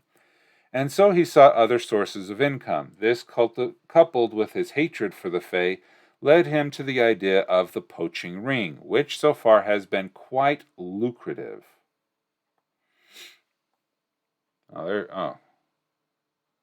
Nice. That is a good picture. Emeric is quite wealthy, but since most of his wealth is ill-gotten, he hides it. He does make sure his wife and children never want for anything, but he makes sure to keep his spending reasonable for a shopkeeper.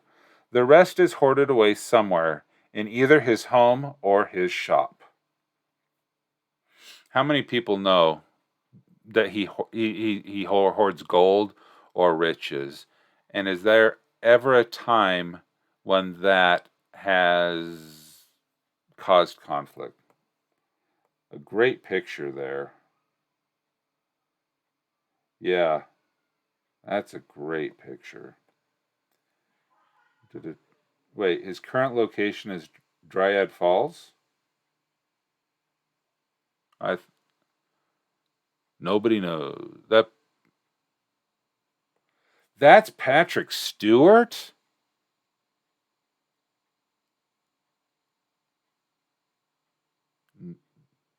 Dang. I mean, I guess I can see it now, but yeah, Art Breeder for the win. Okay, so you have here Dryad Falls, but all we've been talking about is, oh, what's the name of it? Spirit Lake.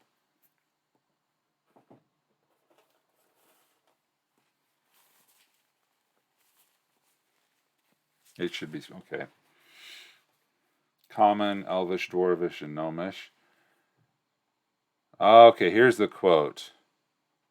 Now remember, you sorry lot, it tweren't for me you'd all be without a copper, and you best never forget it. The watch be asking about poachers. You know nothing. It ain't legal here, but if they give ye ter the blasted fay, you'll wish ye were being burned and hanged at the same time instead. So you keep your yap shut. Got me? Good. You. But now I want to say it with a British accent of a person who's French. Now remember, you sorry lot. I may have said I'm because he's kind. I mean, it's Patrick Stewart, but um, the way I did the jaw during that accent really doesn't. I doesn't really work well with his jawline or mouth structure because I don't have Patrick Stewart's face. Yes, very much. That was, come on. Oh, there we go. That was fun. I do like how well the previous article we read tonight ties together with this one. That was well done. Um, I think all of the comments that I had I made in the middle of it. Um, where you did say that I would find out how he treats people at the end of quote. It does. It. Sorry for all of this weird scrolling. It does. Um, it does give me an insight that he's willing to threaten people who um who dare cross him, but he he's not threatening them with something that he would do. He's threatening them with prejudice against the Fae. So that I guess that is good because it indicates really the kind of person, the kind of prejudices this person has. So that yeah, that's good too. Okay. Yeah. Fun.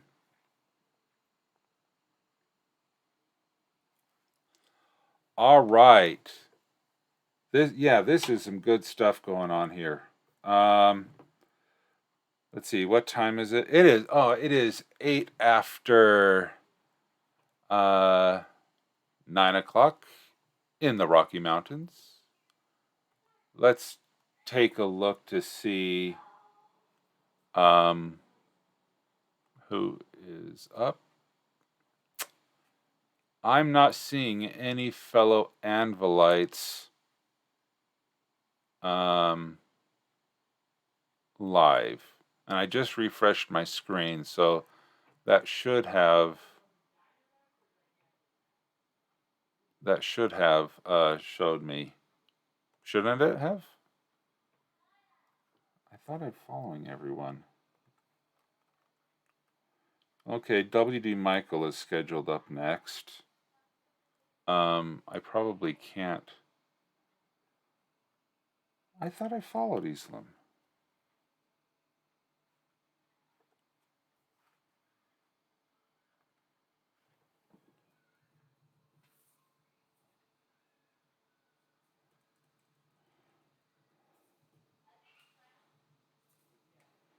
This is this is a new one.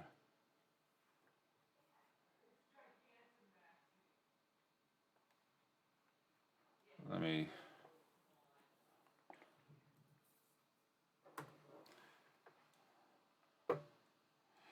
So hold on a second while we try to find someone to raid.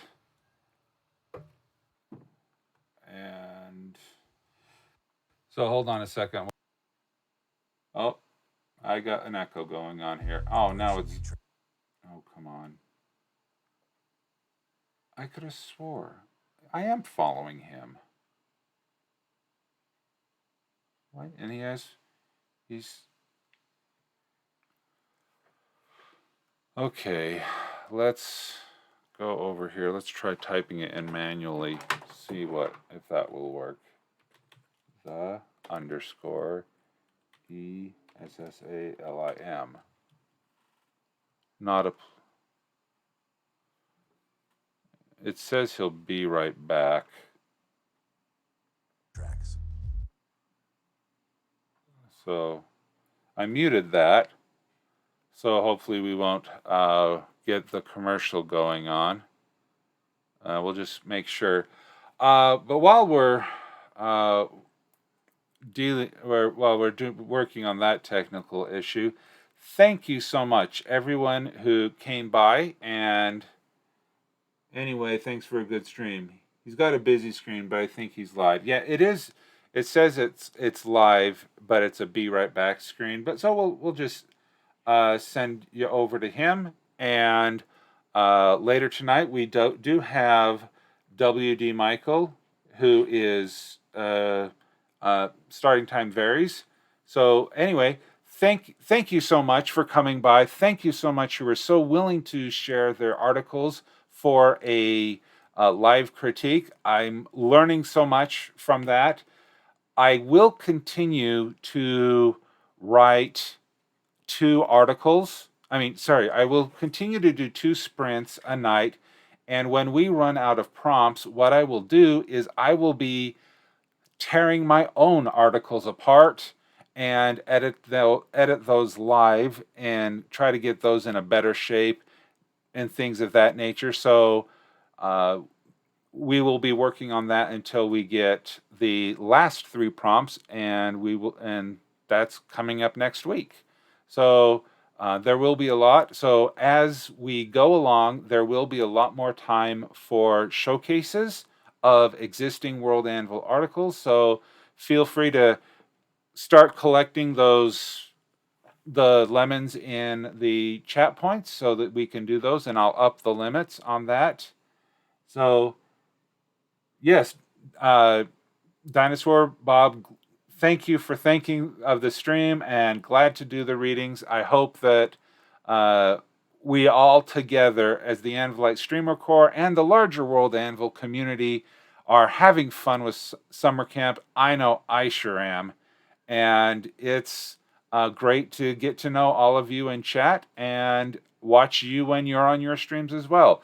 So again, if you're curious to know when the other members of the Anvilite Streamer Corps are going live, please visit the Anvilite Streamer Corps and click on their calendar adjusted to your time zone for a link to their respective Twitch streams. Anyway, I will see you here again tomorrow night at 6 p.m. Pacific, 9 p.m. Eastern for another 2 prompts as we march through summer camp. Have a great night, and thank you so much. Goodbye, everyone. And shout out Lemon Raid.